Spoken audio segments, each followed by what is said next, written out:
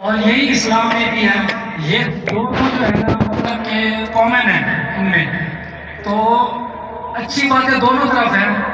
और सिर्फ इस बुनियाद पर हमें दोज़ख में डाल दिया जाएगा कि हम सिर्फ कलमा नहीं पढ़ते, अदरवाइज़ हम लोगों में भी वही चीज़ें हैं, सिर्फ इबादत का तरीका और है। बाकी बस इसका सवाल कलाम क्या उसने कहा कि उनकी मजहब किताब में भी जीना हराम है, बिल्कुल सही फरमाते। उनके मजहब में लिखा हुआ है कि शराब हराम है, बिल्कुल सही फरमाते। आपने अगर मेरी तकरीर सुनी हिंदुइज्म और इस्लाम में एकसानियत, आपने सुनी वो तकरीर को? जी जी। अच्छा, वो तकरीर में लिखा है हिंदू मजहब में दो किस्म की किताबें हैं, एक श्रुति और एक स्मृति। श्रुति मतलब वो किताब जो भगवान की तरफ से आती है, भगवान की तरफ से। स्मृति वो किताब जो इंसानों ने लिखी है।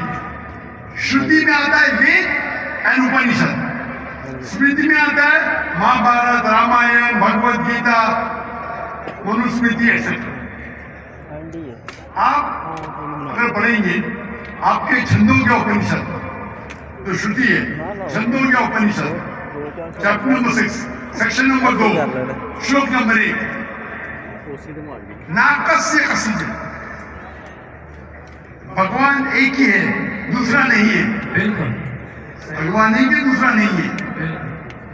आपकी किताब में लिखा है श्वेता उपनिषद चैप्टर नंबर 6 श्लोक नंबर 9, नाकस्य कसिच जनितन पदिका, नाकस्य कसिच जनितन पदिका, मतलब उस भगवान का, उस भगवान के कोई वालिद नहीं है, ना माँ है ना बाप है ना बच्चे हैं। लिखा है श्वेता उपनिषद में चैप्टर नंबर 4 श्लोक नंबर 19, न तस्य प्रतिमा अस्ति, प्रतिमा के मानी होते हैं संस्कृत में अक्स, picture, photo, statue, idol, painting.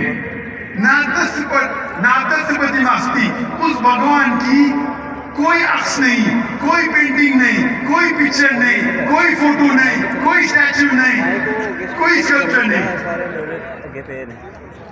ये लिखा है यजुर्वेद चैप्टर नंबर 32 श्लोक नंबर 3 में, नातस्य प्रतिमा अस्ति। तो आप अगर भगवान को मानते हैं और भगवान की मूर्ति बनाते हैं तो गलत है। आपकी किताब के हिसाब से कुरान मजीद को बाजू रखो, हदीस को बाजू रखो। आप मूर्ति पूजा में मानते हैं भाई साहब? सर मैं सिर्फ कृष्ण भगवान की मूर्ति पे मानता हूँ, अदरवाइज देवता हैं वो मतलब उन पे सजदा नहीं कर सकते। सिर्फ कृष्ण भगवान को सजदा कर सकते, उसकी मूर्ति भी जायज है। कहाँ लिखा है कि कृष्ण भगवान की मूर्ति जायज है? किधर लिखा है? मेरे हिसाब से वो खुदा है हमारे से। हमारे हिसाब से मैं भी अल्लाह में मानता हूँ, लेकिन अल्लाह की मूर्ति नहीं बना सके वो अल्लाह में मानता हूँ। अगर अल्लाह की मूर्ति बना सके तो वो अल्लाह ही नहीं है, मतलब ये कुल्लहु कुफुवन अहद।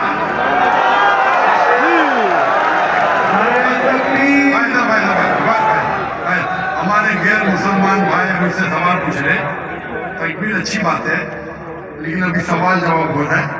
तो मेरी दरखास्त है कि जब गैर मुसलमान भाई पूछते तो उन्हें डरने लगना चाहिए कि आपस में हम भाईचारा है। उनको डरने लगना जो डरते नहीं माशाल्लाह, लेकिन आप ऐसा मत करो कि डर जाए, बराबर ना? तो डरिए मत भाई साहब, खाली तकबीर कह रहे। तो हमारे हिसाब से जिस की मूर्ति बना सके वो अल्लाह ही नहीं, और ये वेद में भी लिखे है। आप इस्लाम में मानते हैं? सर वो तस्वर है, वो हमें भी पता है कि उसमें खुदा नहीं है, वो एक तस्वर है। हमारे इसमें खुदा का तस्वुर करते मूर्ति बनाए तो गलत है। तो यही मैं कहता हूँ, आप अपनी किताब का अमल नहीं कर रहे, आप अपनी किताब का सही अमल करेंगे तो आप भी जन्नत में जाएंगे। सही बात है। तो कुरान में क्या है? हम अपना मजहब पे फॉलो नहीं करते। मेरा फॉर्मूला बहुत इजी है। सही। कुरान मजीद में लिखा है सूरह इमरान में सूरह नंबर 3 आयत नंबर 64 में, तालो इला कलिमतिन सवाइन बैनना, आओ हम उस बात की तरफ जो आप और हम एक सा है। अपन आज माने जो आप और हम में यकसा है, कम से कम उस मेरा फॉर्मूला यूनिवर्सल है, पूरा भाईचारा है। मैं कहता हूं मैं बाइबल को लेके आओ, वेद को लेके आओ, कुरान को लेके आओ। वेद काफी बड़ी है, बाइबल कुरान से 3 गुना बड़ा है। हम आज वादा करें कि जो यकसा है कम अज कम उस पर तो अमल करें। जो यकसा नहीं उसको साइड पे रखेंगे, कल बहस करेंगे। जो यकसा उस पर तो अमल करें। बाइबल में लिखा है, वेद में लिखा है खुदा एक है, खुदा का अक्स नहीं। अगर आप खुदा का अक्स बनाते तो आप वेद के खिलाफ जाते। सिर्फ कृष्ण का बनाओ तो भी गलत है। सर वो भगवत गीता में लिखा है वैसे। आप भगवत गीता स्मृति है, भगवत गीता महाभारत का हिस्सा है, सही क्या नहीं? सही। तो महाभारत एक स्मृति है, स्मृति श्रुति के खिलाफ नहीं जा सकती है। अगर स्मृति और श्रुति में टकराव है तो हम श्रुति को मानेंगे, स्मृति को नहीं। वेद और उपनिषद सबसे ऊपर है। तो आपका एक पीएचडी टीचर है, वो कुछ कहता है, और एक बैचलर है। आप पीएचडी वाले उस्ताद को मानेंगे या जो बैचलर की डिग्री वाले उस्ताद को मानेंगे? किसको मानेंगे? कौन से उस्ताद को मानेंगे? पीएचडी। तो आपका पीएचडी वेद है। सही। तो अगर आप मूर्ति पूजा छोड़ देंगे और आपकी किताब में लिखा हुआ है, आपकी किताब में लिखा है कि आखिरी पैगंबर आने वाले हैं, और आप वेद पढ़ेंगे और पुराना पढ़ेंगे, उसके अंदर कई जगह पे लिखा है कि आखिरी पैगंबर मोहम्मद सल्लल्लाहु अलैहि वसल्लम है। आप अगर कल की पुराना पढ़ेंगे, भविष्य पुराना भी है, कल की पुराना है, और आप मेरी तकरीर सुनेंगे। एक तकरीर है मेरी, मोहम्मद सल्लल्लाहु अलैहि वसल्लम का जिक्र हिंदू मजहबी किताबों में। वक्त की किल्लत होने की वजह से सिर्फ मैं छोटी पॉइंट कहूंगा। आप अगर कल की पुराना पढ़ेंगे, चैप्टर नंबर 2, श्लोक नंबर 5, 7, 11, 15, 17, उसमें लिखा है क्या? एक अवतार आएंगे, आखिरी अवतार आएंगे, जिसके वालिद का नाम है विष्णु व्यास। विष्णु मतलब भगवान, व्यास मतलब उसका बंदा, उसका सर्वेंट। अरबी में तर्जुमा करेंगे तो अब्दुल्ला होता है। आखिरी पैगंबर आएंगे जिसका वालिद के नाम अब्दुल्ला है, उसके माँ का नाम है सुमति। सुमति संस्कृत में मतलब अमन, शांति। अरबी में कहेंगे आमिना। मोहम्मद सल्लल्लाहु अलैहि वसल्लम के माँ का नाम था आमिना। वो पैदा होंगे एक अमन शहर में, मक्का। उस शहर के ग्रोह के लीडर के कबीले में पैदा होंगे, कुरैश के कबीले में। उसके 4 करीब दोस्त होंगे। जिक्र हो रहा है खुलफा राशिदीन का।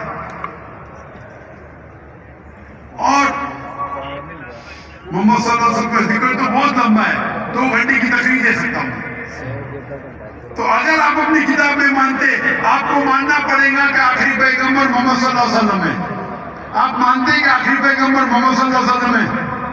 सर मैं पढ़ी नहीं है, मैं भी बस ऐसे मतलब कोई सही तरीके से नहीं पढ़ा है, इसलिए मुझे पता नहीं है उसमें। नहीं पढ़ा तो गलती किसकी? मेरी गलती, मैं मान रहा हूँ। तो हमारे यहाँ से करोड़ों लोग हैं जो नहीं फॉलो करते हमारे मजहब को, इसीलिए हिंदुस्तान में जब मेरी तकरीर होती है जी तो हिंदू का मजमा इससे बड़ा होता है। देख 5 लाख, 10 लाख, 25%, 20% गैर मुस्लिम होते हैं, 20% हिंदू होते हैं। तो 10 लाख का 20% कितना हुआ? 2 लाख। ये 2 लाख का तो मजमा नहीं है ना।